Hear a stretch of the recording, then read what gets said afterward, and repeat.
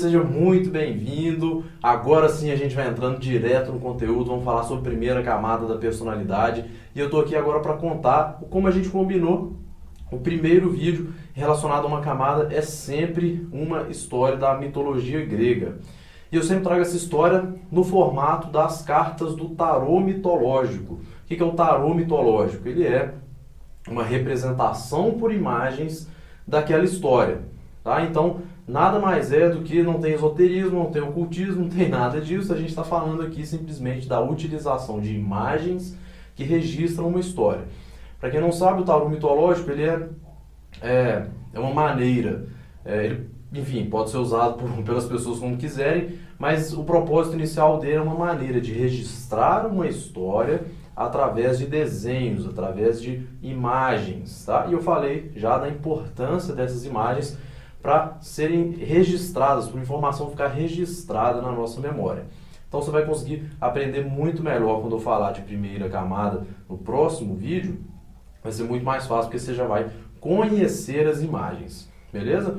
A primeira camada da personalidade, ela é representada então no tarô mitológico, é uma representação que eu fiz, né? Uma associação entre a história da mitologia contada pelo tarô mitológico e as duas camadas da personalidade é uma relação que eu fiz, um cruzamento. O que eu percebi? Eu percebi que a história que o tarô mitológico conta, que a gente chama de a jornada do louco, que a gente pode pensar exatamente como uma jornada do herói, que é também a jornada da nossa própria vida.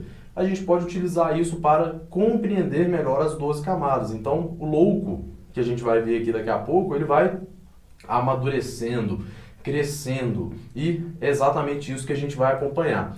Todas as imagens que eu trouxer aqui, todas as lições morais que a gente tem que aprender, que serão contadas em cada camada da personalidade e representadas por uma carta do tarô mitológico, lembre-se sempre do louco, porque ele é o que a gente chama de a carta zero, tá?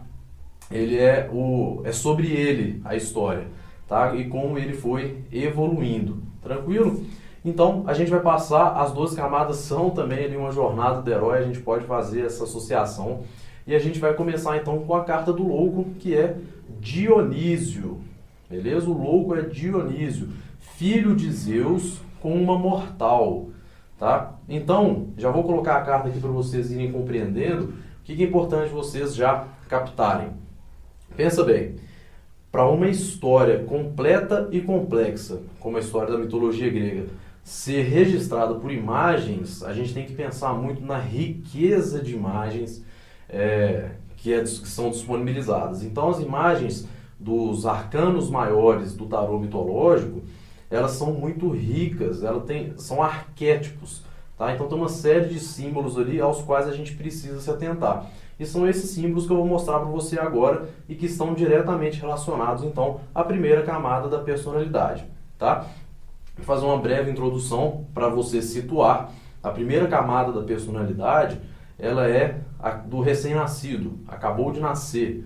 Tá? Então ele está o corpo é uma necessidade anterior à formação da personalidade. Então, para ter personalidade, eu preciso ter um corpo. Então, o recém-nascido chegou ao mundo, a gente vai ver que ele vai ter uma série de características muito parecidas com o nosso Dionísio, ou com o louco, nessa primeira carta do tarô que a gente vai ver, que é a carta 0. Beleza? O que vai ser importante vocês repararem observando esta carta? A gente vai ver alguns símbolos que vão chamar muito a nossa atenção. Primeiro, quero que você foque, em vez de focar agora primeiro no louco, no Dionísio, dá uma olhada lá nos fundos da imagem. Você vai perceber que o Sol está nascendo.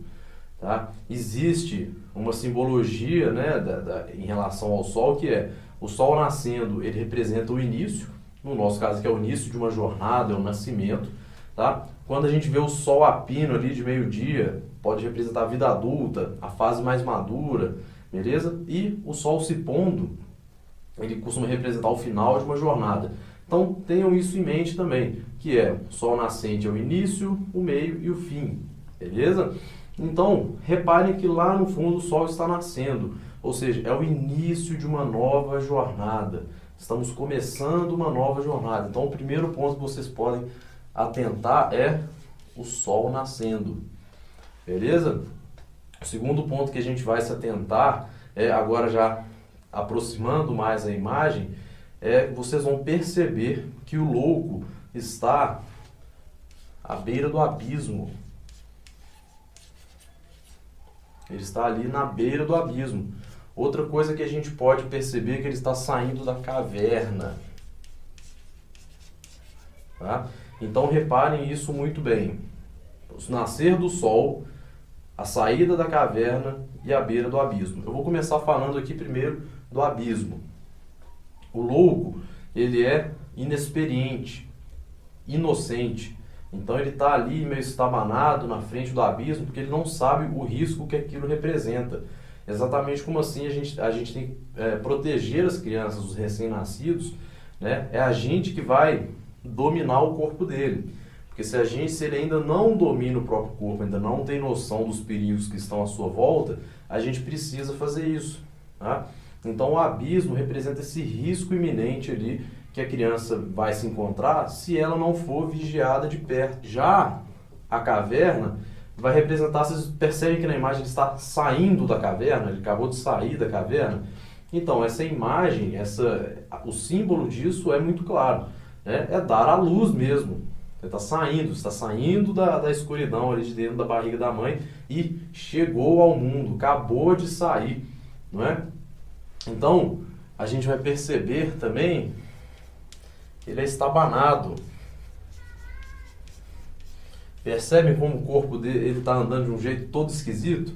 Ele ainda está entendendo, está dominando o corpo dele. Tá? Isso que a gente vai falar de centro motivador da primeira camada da personalidade. Ele é estabanado, está saindo da caverna, acabou de ver a luz, de se encontrar com a luz. E ele está à beira do abismo. Tá? Então representa esses dois pontos aqui juntos, ó, vão representar o que a gente chama que são os cuidados constantes que a gente precisa ter. Tá vendo como que as coisas se encaixam? Exatamente como a gente precisa ter cuidados constantes com o recém-nascido, assim vai funcionar com o louco, com o Dionísio. Ele precisa de contato próximo, precisa que alguém vigie. Até uma representação de uma águia ali no fundo, que pode representar isso. Existem divergências no que essa águia realmente representa, mas essa proteção, pode representar essa proteção para o louco, que nas 12 camadas da personalidade a gente está falando da proteção dos pais, né? Que vão proteger a criança e ajudar ela a dominar, enquanto ela ainda não domina o próprio corpo, para que ela não sofra quedas, não se machuque, não é? Mas o ponto-chave para a gente entender é essa ideia da caverna. Eu acabei de sair da caverna. Realmente foi dada a luz, foi dada a largada, o sol está nascendo, começou a jornada.